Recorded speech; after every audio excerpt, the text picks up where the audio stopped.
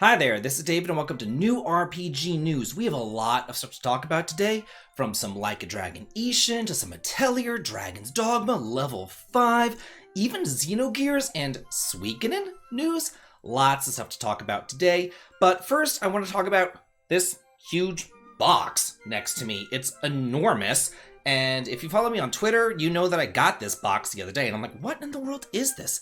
And I just thought it might be a fun addition to the New RPG News segment to kind of do like one unboxing a week. I get all sorts of stuff, and I just like to share it with y'all, you know what I mean? So I do want to go ahead and start with an unboxing of whatever is in this massive package.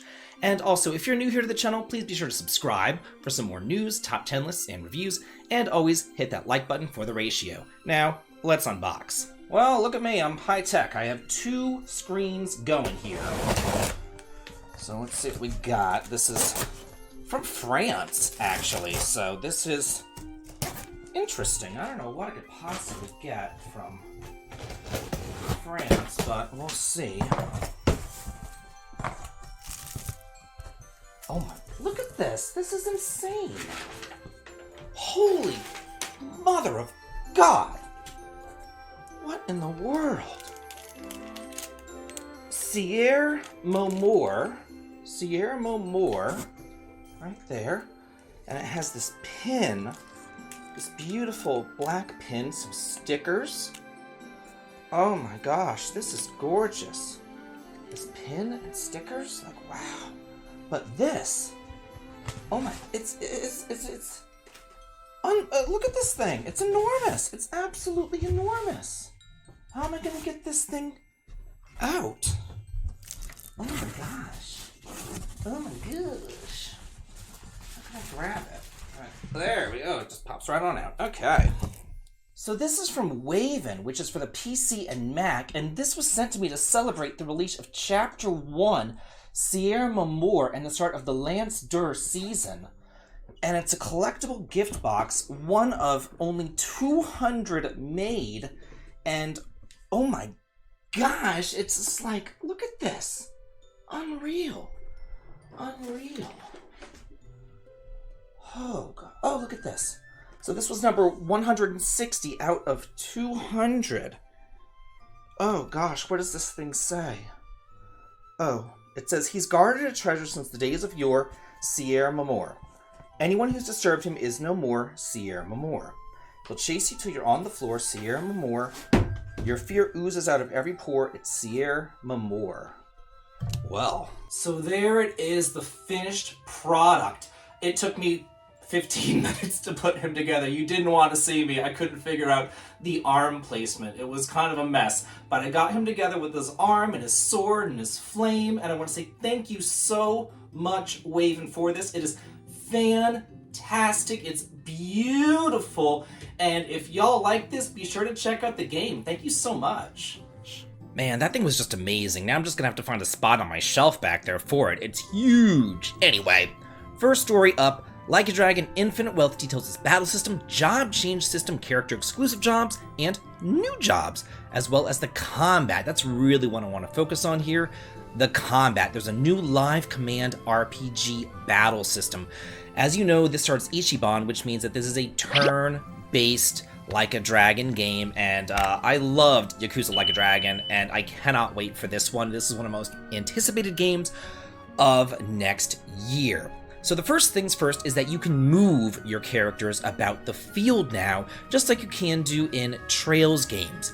And there's also different items that you can move your character towards. Like let's say that there's a signboard or a bicycle or something and you move them towards that, you can use that as a weapon in order to, deal a ton more damage. Or you can move towards like an exploding barrel or something and then have it explode upon impact, or look inside of it, maybe there's weapons inside or something like that. It's pretty cool how they did that. There's also area of effect attacks, just kind of like in Chrono Trigger as well, so you can deal damage to multiple targets right there. Improved knockback attacks. You can knock your enemies into walls to deal additional damage. It says if you slam enemies into burning objects or explosive gas canisters, you can deal even more damage and also inflict status ailments on them. And you can knock your enemies into other enemies, knocking them all down at the same time. There's also dual techs or combo attacks, and the higher your relationship status is with each character, the more combo attacks you will unlock. So this is looking more and more and more like Chrono Trigger right there with area effects and then dual techs and things like that. There's expanded perfect attacks, which is, whenever you hit the timing just right with your button presses and all that, as well as Smackdown. This is kind of like Earthbound. Whenever you get like the green swirl in Earthbound and you automatically kill the enemy, this time, if you encounter an enemy that's weaker than yourself, you get the option to do a Smackdown, and if you do, you'll kill them immediately, but you will get less experience. So it could be a quick way to grind if you want to do that. Then there's 3 different battle systems as well. There's the Brawler system, the Rush system, and the Sledgehammer system. So you can switch between them at any time. It says the Brawler style allows Kiryu to pummel enemies and unleash heat actions. The Rush style enables Kiryu to perform multiple rapid attacks and dart across a wide area, and the Sledgehammer style allows him to grab and fling enemies and objects around. So that's pretty neat. Then it goes into character-exclusive jobs and things like that.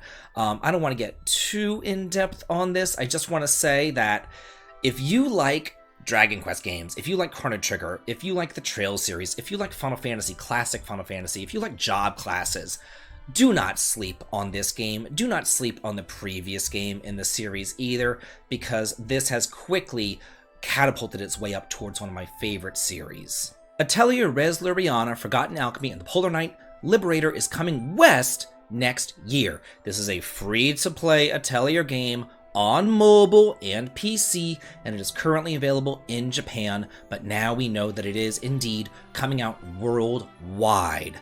And it is coming out on Steam as well, so that it's going to be iffy on how that's going to play right there.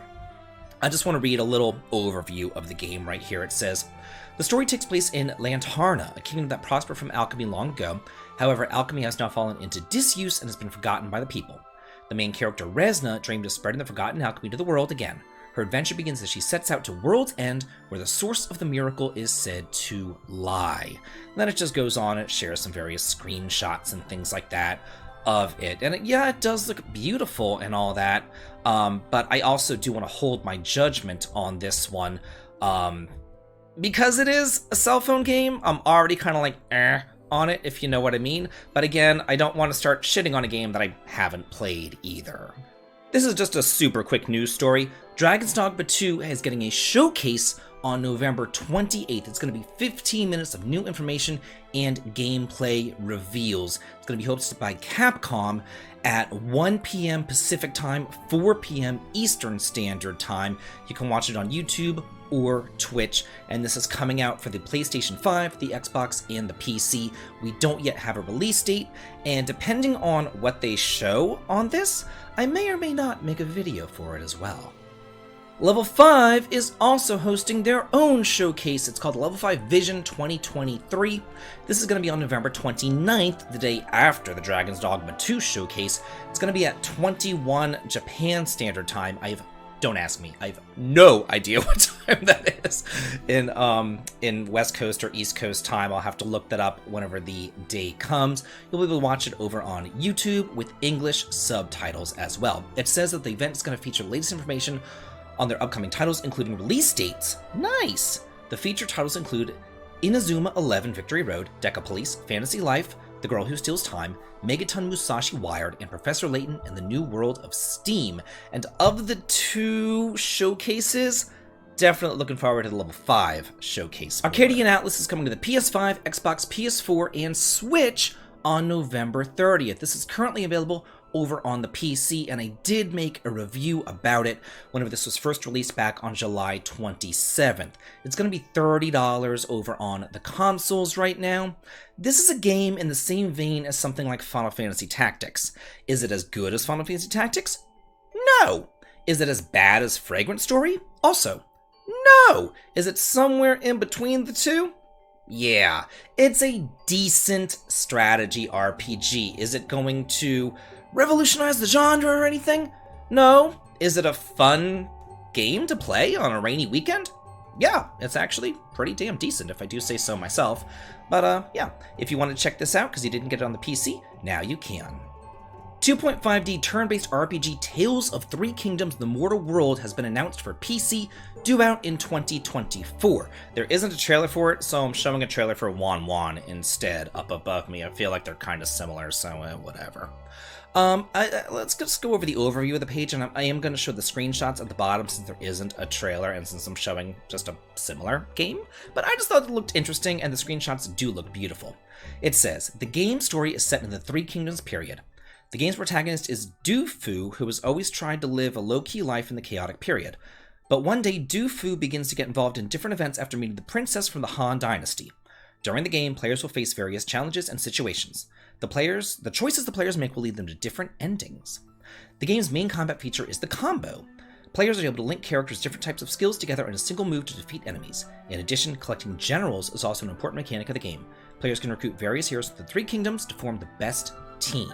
Now let's go ahead and there we go. Let's go ahead and look at these screenshots right here so you can see what it actually looks like. You can see that it is turn-based combat, and you can see the enemy's HP on screen as well. You can see how pretty it is right there.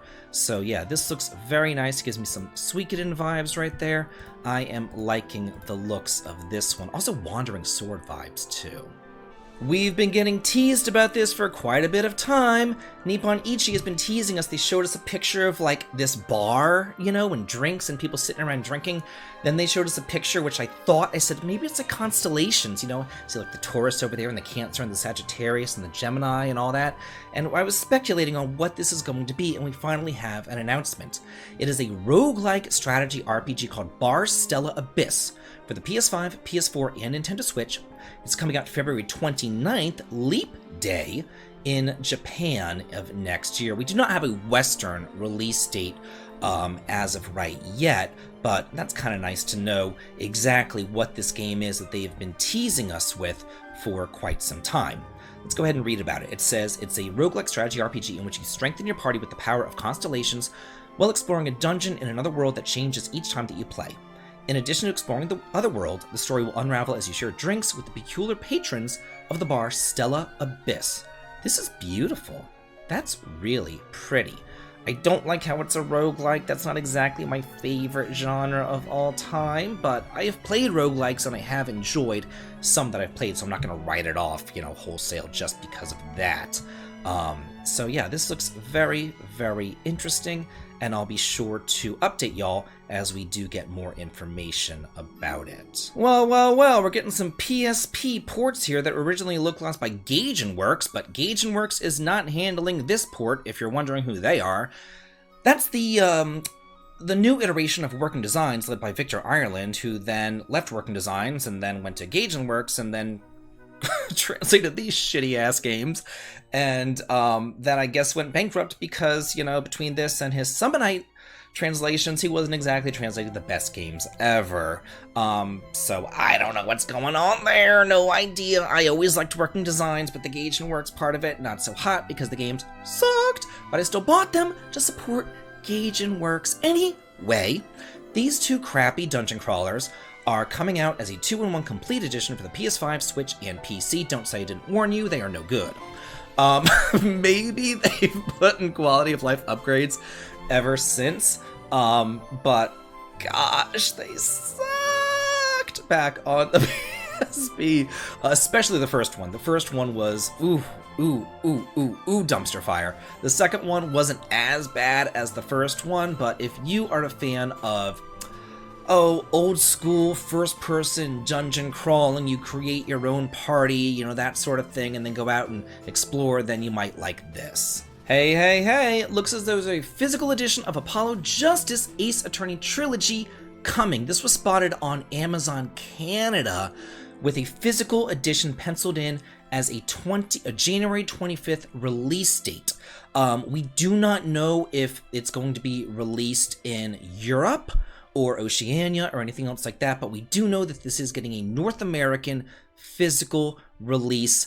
It hasn't yet been updated on, you know, regular American Amazon, but probably because of the holiday weekend, but it is over on the Canadian Amazon website. So do look forward to that if you are a fan of the Ace Attorney games. I'm over here on Reddit, and this comes from a post by Willy Billy, and it says the Xenogears novel, A God-Slaying Story, has finally been translated. He translated it himself. I'm going to go ahead and read the whole post right here. It says, "Hello everybody. Today I want to make a relatively big announcement. For those of you who don't know, there is a Xenogears novel. I didn't know that. It was the last untranslated piece of Xenogears media to date, as we have fan translation of the perfect works and manga anthologies. Seeing as this was the last piece of Xenogears media left, and the fact that I can read Japanese very well, I figured that I'd go ahead and do it. It was a long process, but after a year or so, it's finally done. I put the full English translation into a PDF which you can download here. Additionally, I transcribed the entire book and I uploaded the Japanese text as well, in the case that anybody would like to translate this book into another language. I'll be leaving that, as well as all the scans provided by me, on Dropbox." That is so cool. How selfless of him to go ahead and translate this novel right here. I will try my best to remember to include a link to this in the video description, but if I forget, I'm very, very, very, very, very sorry. Gensei Suikoden Plus is being released on the Nintendo Switch on November 30th for a standard price of $26 or a limited edition price of $72. The limited edition comes with the game, region-free, acrylic stand, special manual, original soundtrack, a block stand, and a keychain. So, I didn't know what this was, and I was looking at the trailer, and I'm like, is this Suikoden? Is this like a Suikoden knockoff? Is this something that I'd never heard about? I'm like, what in the world is this? I had no idea. And I looked and I looked and I looked and I looked on Google. I went to everywhere I could possibly think of, and all I found was that it was a game released in 1997.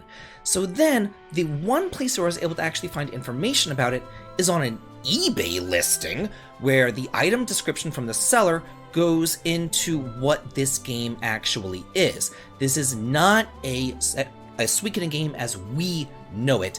It is I guess a Kemco RPG, and it's a 6th title in the Genshi series of PC games, originally published in the 1990s. So yeah, if you're thinking that this is something that's Suikoden, think again. I don't know what the Genshi series is. This must be like a Japan-only series. I'm not entirely sure. However, if you want to get into it, now you can in English. And this Plus version has an addition. It says, in addition to the 8 chapters of the original story, this includes a whole new story and additional chapters 9 and 10, as well as new playable characters. So yeah, this is something different that you can look into if you are interested in that. So I just thought that was a kind of a strange, weird little news story right there, and I did want to go over that and talk about that. And yeah, hope that you guys enjoyed this week's news. Let me know what you guys like the best. Let me know what you're most looking forward to. Let me know if there's anything out there that I haven't covered that you'd like for me to cover. And as always, have a good day.